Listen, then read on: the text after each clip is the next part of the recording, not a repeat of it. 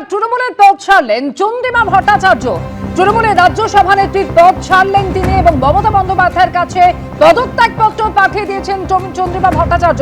ঠিক কি জানা যাচ্ছে? অর্ণব মুখোপাধ্যায় আমাদের সঙ্গে টেলিফোনে রয়েছেন।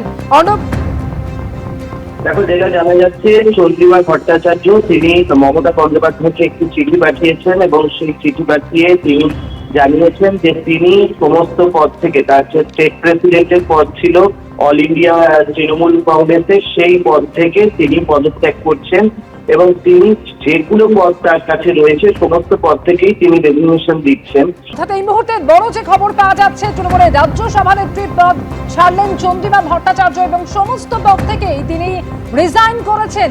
এই নিয়ে মমতা বন্দ্যোপাধ্যায়ের কাছে পদত্যাগ পত্র পাঠিয়ে দিয়েছেন চন্দ্রিমা ভট্টাচার্য। তৃণমূলের সমস্ত পদ থেকে তিনি ইস্তফা দিয়েছেন। অর্থাৎ তৃণমূলের ভাঙন, কালীঘাট তৃণমূলের ভাঙন আরো চওড়া হলো তা বলাই যায়।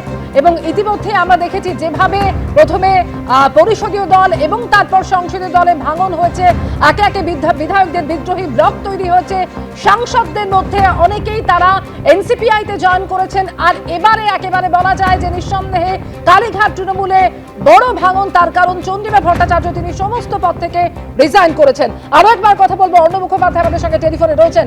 অর্ণব, কি কারণে তিনি পদত্যাগ করছেন, কারণ সম্পর্কে কিছু কি তিনি জানিয়েছেন?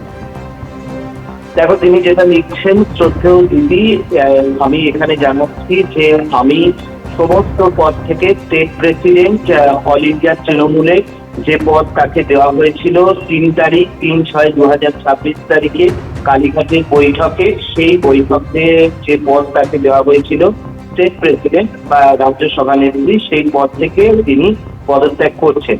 এবং তারপরে তিনি লিখছেন, তারপরের যে প্যারাগ্রাফ সেখানে তিনি লিখছেন যে প্লিজ নোট দ্যাট, এটা যেন নোট করা হয় যে তিনি অথরাইজড সিগনেচারি যেটা তাকে দেওয়া হয়েছিল অল ইন্ডিয়া তৃণমূল কংগ্রেসের বিভিন্ন বিষয়ে তিনি অথরাইজড সিগনেচারি ছিলেন, সেই জায়গা থেকেও কিন্তু তিনি তার যে তোমার এখানে লেখা হচ্ছে যে ভেরিয়াস ব্যাংক, অর্থাৎ ব্যাংকের ক্ষেত্রে তার যে অথরাইজড সিগনেচারি ছিল সেখান থেকেও তিনি কিন্তু উইথড্র করছেন।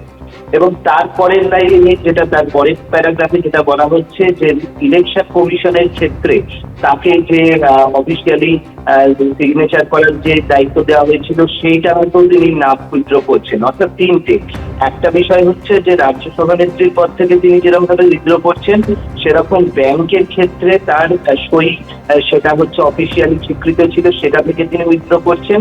আর 3 নম্বর হচ্ছে যে নির্বাচন কমিশনে তাকে যে সহিসাবধি করতে হতো সেই দায়িত্ব থেকেও তিনি অব্যাহতি নিচ্ছেন। এবং শেষে গিয়ে তিনি যেটা জানাচ্ছেন যে তার প্রতি যে হাইয়েস্ট রেসপেক্ট রয়েছে মমতা বন্দ্যোপাধ্যায়ের প্রতি, সেই রেসপেক্ট তার থাকছে এবং তিনি তার সঙ্গে সঙ্গে এই জায়গা থেকে সেই রেসপেক্ট যে তার প্রতি সেটা কিন্তু বজায় থাকবে, এরকম তিনি লিখছেন। এবিপি আনন্দ, এগিয়ে থাকে, এগিয়ে রাখে।